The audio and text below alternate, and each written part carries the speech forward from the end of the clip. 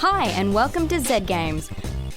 Recorded live at 4ZZZ Studios in Brisbane and broadcast nationally over the Community Radio Network, Z Games brings you the latest gaming news, reviews and interviews from across Australia and around the world. You're listening to Z Games, Australia's most beloved gaming radio show, coming to you live from the 4ZZZ Studios in Brisbane, or perhaps you are listening to us across the nation on the Community Radio Network. Or maybe we're actually in a hidden South Sea island where we're engaging in an underground fight competition to determine the fate of 3 realms. Ray, is that likely? Is that possible? That sounds awesome. Yes, it does. Can I buy that? Yes. Razor is here. Hey. As is Miss Candy Payne. Hi. Jody McGregor. Hello. And I am Lee. And fun show tonight, right? Yep. What's happening? Lee, you have been playing Mortal Kombat 10. Yeah, Only a few hours worth as it just came out yesterday. that's right. I did play it until I passed out, which I think is the most Mortal Kombat thing you can do. Yep. Yeah, What do you call that? Is that like a sleepality? something like that. Huh. Yes. Yeah. Yeah. Ba-dum-tsh. Awful. A Yeah. somnality. terrible. I don't care. Looking forward to your first impressions anyway. Jody, you have been playing a vocabulary building game, right? Yeah, a language learning game that's edutainment. Everybody's favorite genre. I haven't of heard that video word games. since 1993. Yeah, I remember all of those terrible CD-ROM education games from the 90s. There are still educational games being made, but now they stopped sucking. We're really coming at this from a different angle this week, aren't we? You and I. Yeah. Yeah. There's no crossover. Not at all. Also, I have been playing the closed beta of Triad Wars, the follow-up to open world action Hong Kong kung fu game Sleeping Dogs. So a bit of a romp around digital Hong Kong. Would you say that this is the middle ground between the extremes here? Like, do you do any learning? No learning at all. Oh, okay. Yeah, All right. none whatsoever. Okay. We'll find this middle ground somewhere. But we have a big week of gaming news headlines coming up. So, Ms. Candy Payne, if you will. I will, thank you. A prime suspect of a murder investigation has been arrested after logging into the victim's PlayStation Network account. Authorities became suspicious when the account was accessed after the murder and the login was traced to the suspect's mother's house where he was living at the time. The 30-year-old man from Pittsburgh, USA, was arrested and charged with homicide, abuse of a corpse, cruelty to animals and theft of a PlayStation. That last one's the real, the real crime there amongst all those other... Lee, Horrible please. things. No, I know, that's horrible. Why? Why would you do that? Why would you Why would you murder someone, or why would you log into their PSN account after you've done it? Well, I don't think that this is really the space to ask the question, why would you murder someone and also abuse animals? Nobody please write in and answer that question. No. We don't get people writing in. Like, if they did, I would immediately assume serial killer anyway, right? I meant on the, whatever. Yeah. Yeah. Guitar Hero will return this year with the announcement of Guitar Hero Live, the first entry in the series since it went on hiatus in 2011. The new game, scheduled for release in the third quarter of this year, will feature a redesigned guitar controller and a first-person perspective, with the computer-generated graphics of past games to be replaced by actors simulating the band and audience. A new mode called Guitar Hero TV will allow people to play along to official music videos as they stream them from an online music video network. Importantly, the game will be a singular release that will be supplemented by downloadable content, replacing the old model that saw new iterations of the game released annually. The announcement follows last month's news that Harmonix will release a new Rock Band game later this year. It's a combination of really interesting ideas and possibly really terrible ideas here. It could go either way, which is exciting. Yeah, that's true.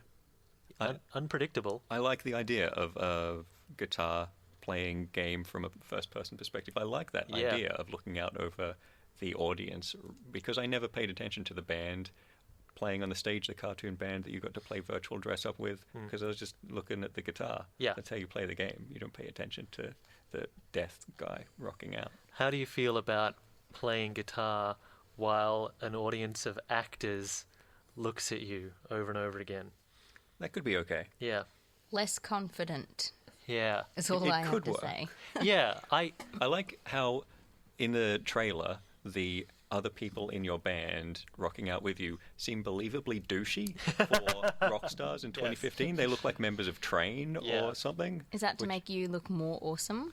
No, I think it's just because of how out of touch a rock star about being a guitar god in 2015 is. And I like that they just went with it. The BBC will produce a drama about Grand Theft Auto developer Rockstar Games, focusing on the development and controversy of the popular open-world crime series. Harry Potter's Daniel Radcliffe has been cast as studio co-founder and CEO Sam Houser, while Alien star Bill Paxton is rumoured to have been cast as the film's main antagonist, lawyer Jack Thompson. The two-part TV film is being made without Rockstar's involvement and is based on the 2012 book by David Kushner, Jacked, The Outlaw Story of Grand Theft Auto. The Grand Theft Auto series is one of the most popular of all time. The 2013 console release of Grand Theft Auto V became the fastest-selling entertainment product in history after grossing $1 billion in just 3 days. This week saw the release of the PC version, selling over 1 million copies in just 24 hours. That sounds terrible. Which, the whole thing. But Bill Paxton is going to play... Yeah, do you think he's going to say, game over, man, game over? One can only hope. Surely. Please? Also, Harry Potter. Really? I don't know.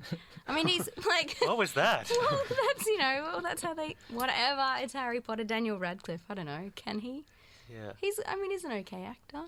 Yeah, he's fine. He's versatile. It's appropriately rock star that there are no women announced starring in this. I think that's suitable given the subject material. Maybe there are no women, or if they are, they're only prostitutes. Oh, God. A California man has entered medical journals after extensive play sessions of the mobile puzzle game Candy Crush Saga led him to rupturing a tendon in his thumb. Dr. Andrew Doan, co-author of the report, explained that they weren't curious about the injury itself, but wanted to find out how the 29-year-old man was able to continue playing after suffering an injury that should have left him in a considerable amount of pain. Doan suggests that playing the game may have caused his body to release natural painkillers, similar to what athletes experience while persevering through injury. The man has had surgery to repair the tendon. In his report, Doan suggested that people limit their game time to only 30 minutes per day. Now, before we start the commentary, can we get through it without ridiculing this man? No. What? Is it possible? Ridicule away. You can try. He's a brave athlete who suffered a terrible injury. A terrible You injury. didn't try very hard. No, I mean that. I'm serious. Natural painkillers throughout your body are released, apparently. Endorphins, right? Yeah. Well, Yeah. I know, but from Candy Crush. Hey, you got hooked on it. Yeah, I didn't have any kind of natural endorphins when I hurt my thumb. I just You don't know turned that, it though. off. Yeah, that's true. Maybe you suffered a terrible injury and had no idea because of how much fun you were playing. Yeah, no. Maybe. I would read the report. Interesting. She's playing it right now, folks. I'm not. It's been deleted. I'm not going back. I may injure myself and break a thumb. They need a warning label on that game. Yes, may injure thumbs. Anyway, that's all I've got, Razor.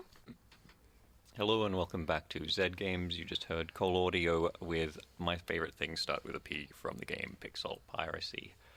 Now, Ray, you have been playing the early beta for Triad Wars, which is a Kung Fu em-up, Kung Fu Muck. an organized Kung Fu crime em-up. em-up.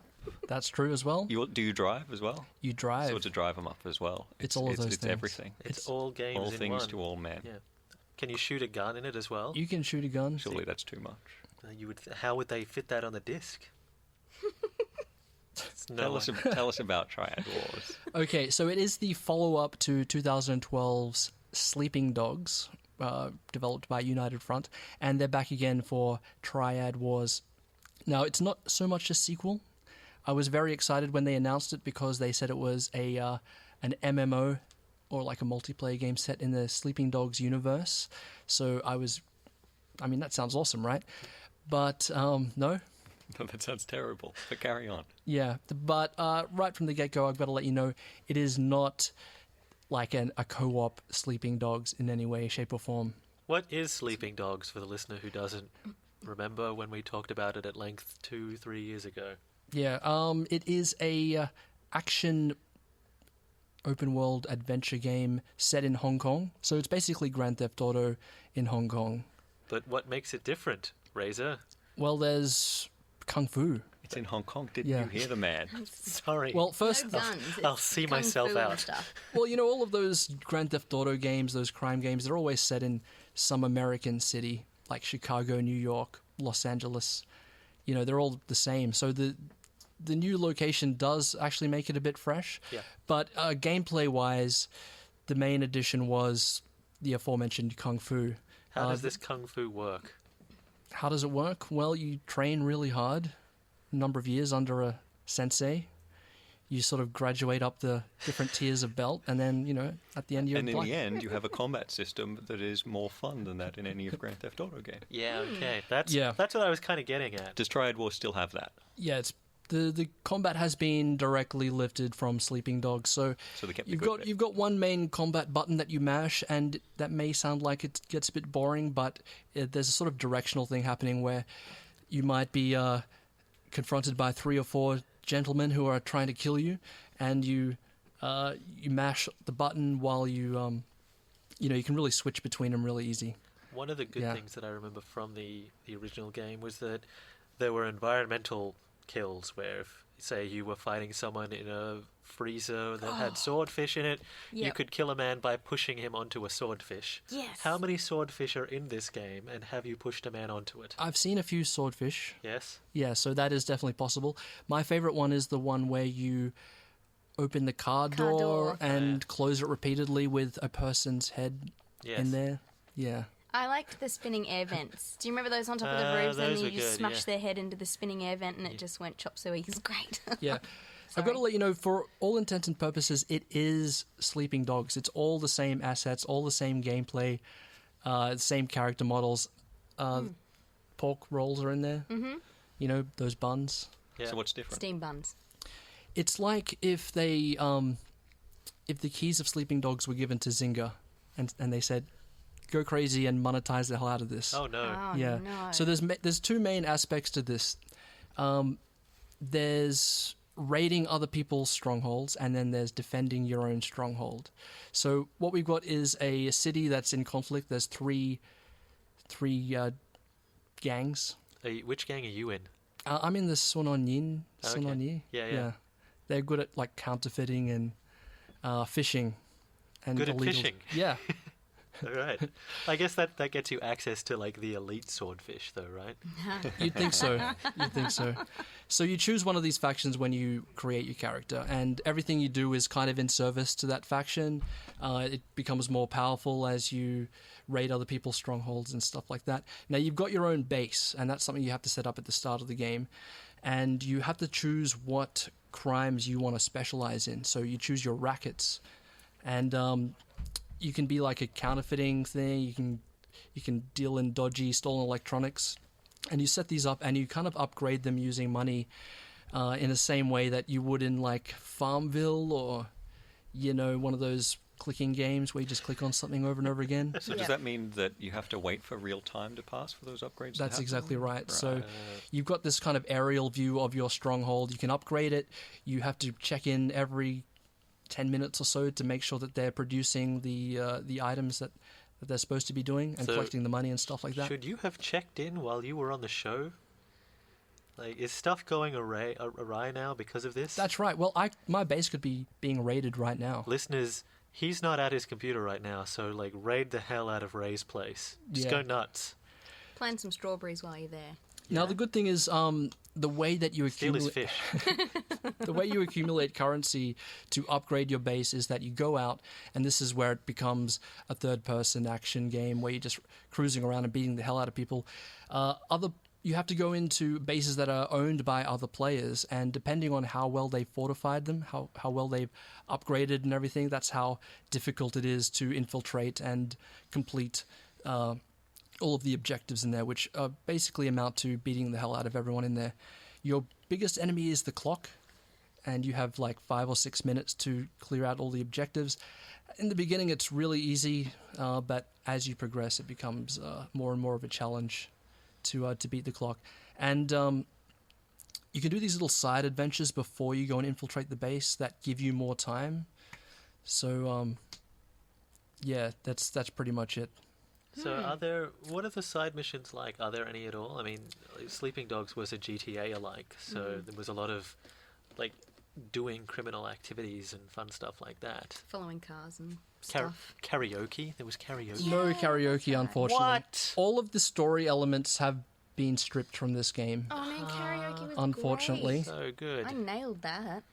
Yeah, so the side missions that you can do are limited to, well, it's basically the same stuff you could do in Sleeping Dogs. There's a safe cracking one where you rotate the knob to, you know, open a safe. And there's chasing someone. You have to sort of grab them and take them down and interrogate them. That's pretty much it. That's all right. If it sounds a bit repetitive, it is. Oh. It's kind of like the same thing over and over again. You get 5 strongholds to invade, and then once you've done that, there's a timer, just like any good, reputable free-to-play game. There's a 3-hour countdown before you can do it, unless you use these cards that you can, you know, buy for real money. Have you bought anything for real money? I have not. Have you been tempted by anything for real money? Not really. Are there any cool hats? There are some cool hats. So customizing your dude is a part of it as well. You can buy clothes. You are drip fed these, you know, premium currencies that you're given like one every 20 hours of gameplay, and it costs like 20,000 to buy a hat, you know, that sort of thing. Or you can just pay $2.99 and get a bajillion of these currencies. So Right. that's how it works. My guy has a skull balaclava and a leather jacket. Ah. So Rough. the cool thing is that your Yeah. character becomes the boss of your stronghold when other people raid you. So customizing your appearance is kind of cool. I made my guy look scary on purpose. Yeah, so people are going to go in there and be like, oh, look at that guy. I'm going to run away from him. Skull, bandana, Yeah. back off. That's right. What criminal activities go on in your particular fortress? I'm a fisherman. I deal in fish. I So see. you're Yes. catching fish but not throwing them back if they're undersized? That's right. And Badass. Yeah. and going way over the limit as well on numbers too. Like, just they all go in the bag. Yeah. So you can export goods, and if you don't have the required good to export, you can go to someone else's stronghold and just pinch Steal it, steal their it. fish. Yeah, steal their fish, for example, which is it's kind of interesting. The other thing I do is I print my own money. Oh, Yeah, it's going to make it easier to deal with the extra currencies, though, right? you'd think so. Actually, dollars in this game, like in-game dollars, are the most worthless currency. You know, Accurate. that's how it works. So is there any reason to play this rather than just playing Sleeping Dogs again?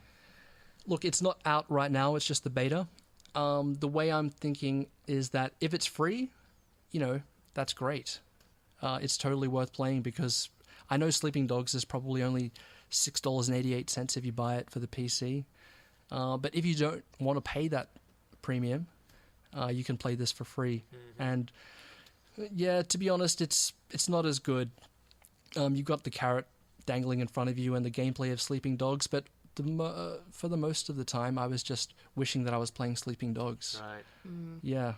So I guess if you played Sleeping Dogs and you were like, this is good, but I wish instead of this drama about infiltrating the triads as an undercover cop, I could focus more on building a house and engaging in illegal fishing activities.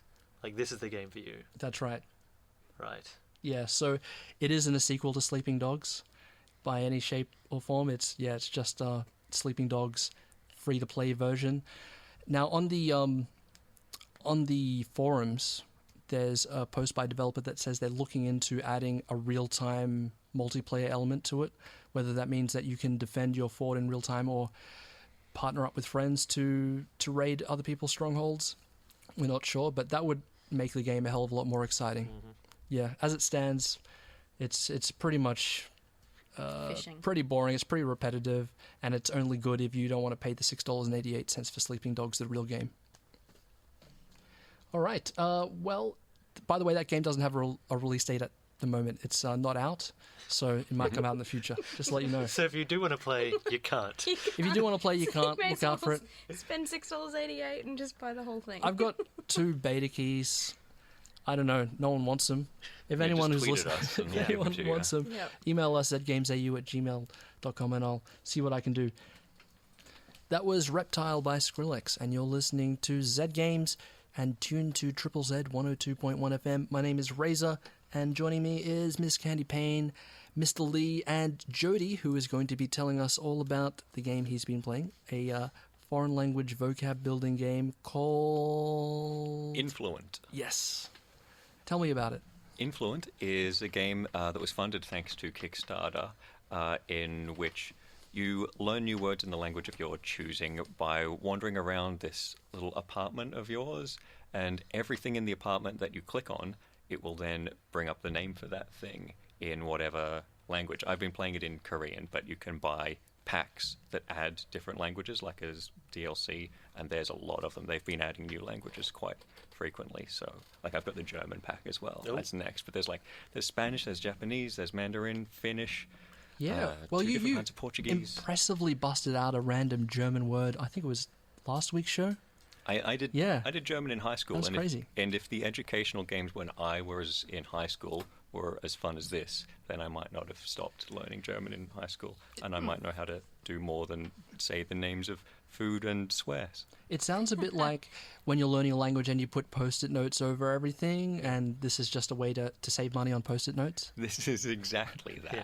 Hang on, what? And a way to I've flash never done cards. that. Ah, Yeah. post notes on things. Well, you know, when you put the German word for chair on a chair, for example, so every time you look at the chair, you're reminded of it. Yeah. No, well, I never have, but I will now. It's a good idea. It's a really good idea, yeah. Yeah. Yeah. All right, so bust out some Korean for us. What's Korean for Chair. chair?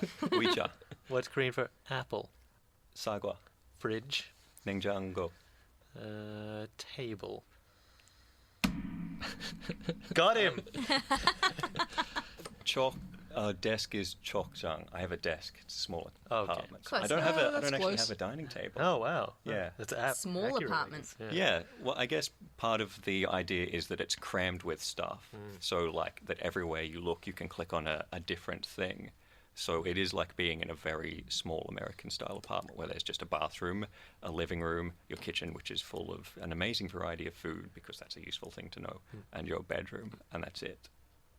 So, so that means that there's an interesting focus on what words, what things are around there for you to learn. Yeah. So being an American game, like there's a skateboard and a baseball and things that maybe aren't super useful for everyone to learn. Yeah. But like I said, the food, like, man, I want this guy's fridge. It's so good. I mean, admittedly, there's only one of everything, but there's one of everything. So the way wait, it works. is like the food specific to Korea then? Is it Korean food? Like if I was to go into an American apartment or, you know, I'm into a German apartment and to be learning different languages, No, it's not. the items don't change. That seems like it would be really important. That would be awesome if that was true, but it does not happen. I did try out the German, and it's all of the exact same things in your fridge. You're just learning the German bratwurst. words for the same things. All right. Yeah, yeah, that would be an awesome addition, but unfortunately is not in here. But there is still a pretty good variety. Even though it's an American thing, there's still like chopsticks, and there's still, well, in the fridge, there is a huge variety of like drinks and apples and fruit and vegetables. And now I know that beer is mekju and milk is uyu. And the way that you learn that stuff, you're not just clicking on it, because like that would be pretty boring, just walking around in a house clicking on things.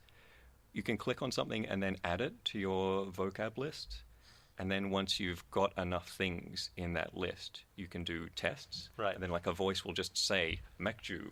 And you have to like run to your fridge and open it up and then double click on the beer, because that's what mekju means. And then it will say another thing, and you have to like run to your bathroom. Wajangshil, that's my toilet, click. And then like run back around. That's It's great. really cool. fun. What does it look like when you're playing?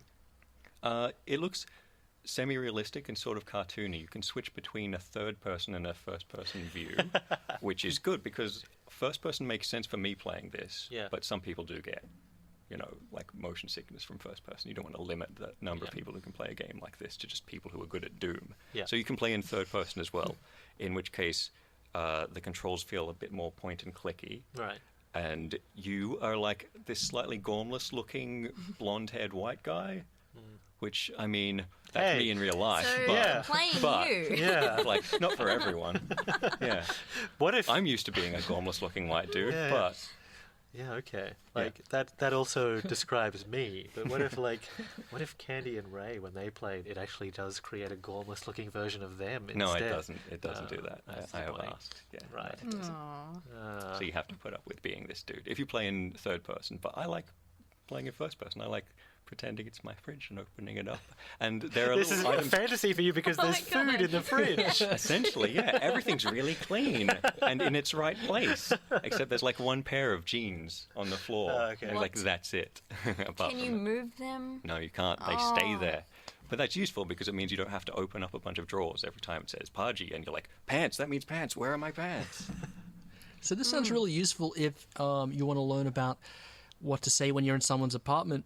But what about the outside world? Is there plans to make an outdoors version? No, that would be cool, but unfortunately, no. It is very limited in its scope. But even so, there are 420 words for you to learn in this house, and they aren't just nouns. Because once you master words, if you perform well on a test and you get something right a couple of times in a row, then you've mastered it. And then you can unlock other words to do with things, like you might be able to unlock adjectives that describe those things.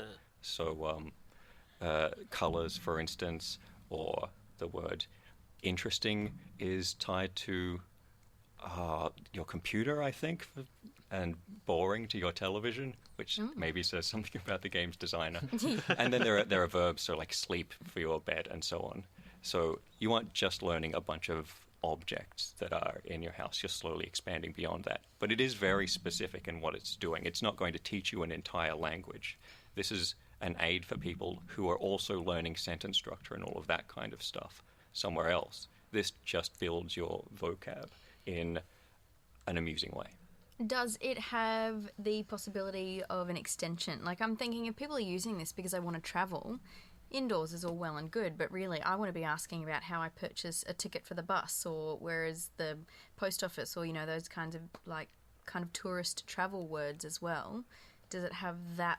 Could it be extended? Like, is this a fairly new game? Are they still It's been working around on for it? almost a year, and they have been working on it, but what they're focusing on is adding new languages Okay. rather than expanding the base game itself. Because, like I say, it's assumed that you are learning the language from, you know, you're taking classes or whatever, and this just makes it easier. And I have found, like, I'm listening to podcasts through a website called Talk to Me in Korean, and knowing a bunch of words in advance means that when they start putting a sentence together, it means I don't have to learn the word for apple in the middle of asking someone for an apple, and I can focus on just putting that sentence together. Yeah. Because I already know all of these things. It's for filling gaps in the kind of examples that you get when you're learning those kind of things, and then you can expand that to asking for a bus ticket.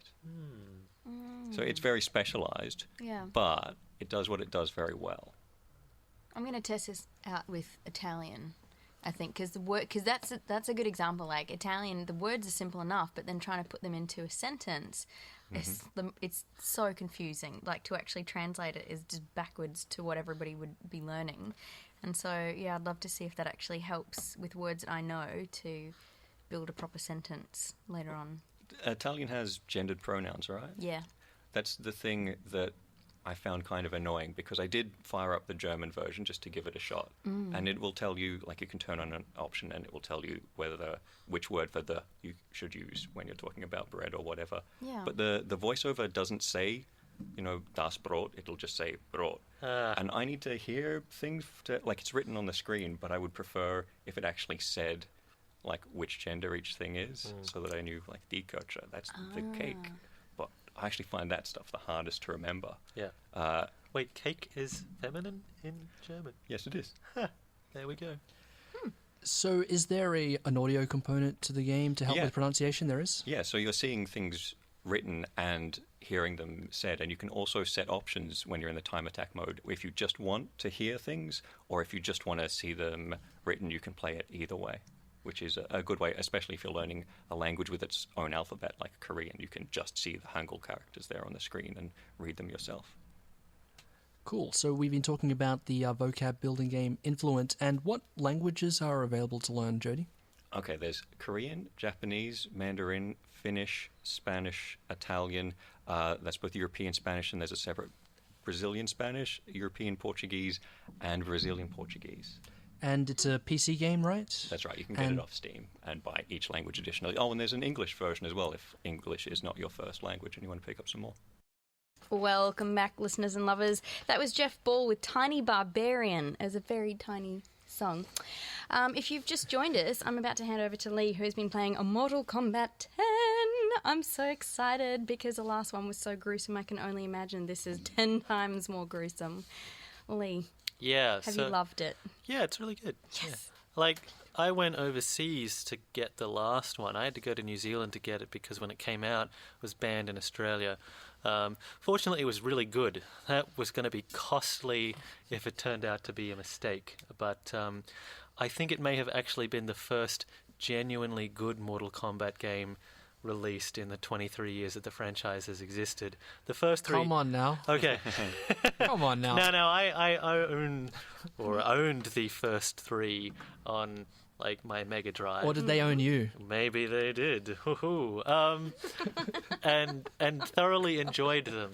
And the fourth one was also kind of okay. The ones in the middle were all rubbish, and we forget they existed. But you know, this was still going to be a gamble. Could NetherRealm actually have managed to produce like two? And this would have been the third good game in a row after Injustice, the game that was basically Mortal Kombat with evil Superman. And it's good. It's not surprisingly good, like the like Mortal Kombat 9 was, but it builds on what they've got and all the things that were fun about that, like the completely insane and unnecessary but wonderful story mode. Like, that's in there and 10 times more ludicrous and self-obsessed than the last one. So we should talk about that very briefly because it's such a wonderful inclusion. Like, no other fighting games need to have, nor do they worry about the single-player mode that much. They just, like, fight 10 men in a row, now get a friend, you loser.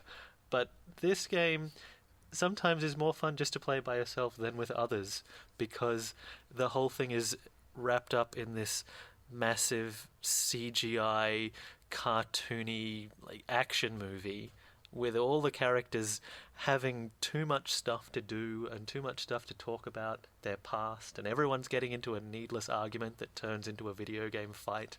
Like, it's like what wrestling is in a small child's mind, except people actually have their head punched off towards the end of it. Yeah. It's wonderful. It's worth the price of admission just for this. Like, if you have no interest in it, like, still check it out. It's probably on YouTube. Watch 6 hours of Mortal Kombat madness happening. I would. Yeah. Yeah. I would. So this one is great because it's actually set directly after the events of the last one, and then it's mostly set 20 years later. So all of those characters have either died or had children, and now those characters are there, like 50 years old, and their kids. Or they've died and come back to life. As an awful revenant version of themselves, yes. Of course. Yeah, that happens all the time in Mortal Kombat. So, like, my personal favourite, Johnny Cage, managed to settle down very briefly with Sonya Blade. He's become a family man. Oh my god, what? They've had a kid named Cassie, who is one of the protagonists of the story mode. Guy or girl? Girl. Girl, yeah. She's a really well-written, funny character, and she's voiced by Ashley Birch of Hey Ash. Yeah. I saw a few videos just, watching the fatalities and stuff, and I like this character. She's sort of like, I don't know, Miley Cyrus on her way back from the gym with a gun? Yeah. No, 2 guns. Yeah, she's a really good mix of or an easy mix of the characteristics of her parents. So Sonya Blade was the military cop who was hunting a criminal in the previous games, and Johnny Cash was the irreverent, self-obsessed, narcissistic action movie star. And so she's dressed in military gear, but she'll like punch a guy's head off and then take a selfie with him. Yes. And then you see that selfie get immediately uploaded to Mortal Kombat Facebook, and the end of the fatality is watching the scrolling comments on her Facebook feed of people going, "Nah, he's not really dead," and then like, "This is unnecessary." It's just really great. Beautiful. Are you serious? I'm very serious. This is amazing. This has just taken fatalities to Sounds an awesome. incredible level. Yeah. So tell us about some of the other fatalities. Can you electrocute a man's eyeballs out? Yes, you Good. can. And it's Then funny. what happens? It's funny. His eyeballs bug out of his head and like dangle free of the skull, and glow with electricity. You know, Good. which you expect. And then his head explodes? Yes. Of course it does. Oh man, like So Candy excited. is shivering You with don't understand. enthusiasm. Look, the last one, I was so excited for the longest time. And then that came out and there was x-rays and it was blood and guts and it was amazing. Tell me about my favourite character. What does she do? So Melina's in it. I love that you know. Yes, Melina with the crazy teeth and the face thing. Yeah. Yeah. She is a real mean jerk, as you know. Yes, that's my favourite. Yep. Yeah. I've not played as her. I played against her several times, and she's like, still stabbing you constantly with She the kicked your thighs. ass. Well, she can. She's good. She's one of the main characters in the early part of story mode as well. She is trying to take over the Outer Realms, which, if you played Mortal Kombat and understand that, you're as much of a dork as I am. Ha. So, sorry. Yeah. What's she's been her fun. story? Like, has she gone off and become a family person? No, the exact opposite. After Well, the with that death mouth, it's not easy. After the death of the Outer Realm dictator Shao Kahn, she became the new queen of the Outer Realms until there was a coup led by an Aztec dude. But now she's become some kind of civil war fighting person. Always knew I'd pick the right character. Yeah. Amazing. And the Aztec dude, he's a playable character now, right? Yeah, he is. He's kind of the only dud that I've found so far. Like, Okay. he's really cool looking, but I don't like playing as him. He doesn't really have any, like, really rad moves.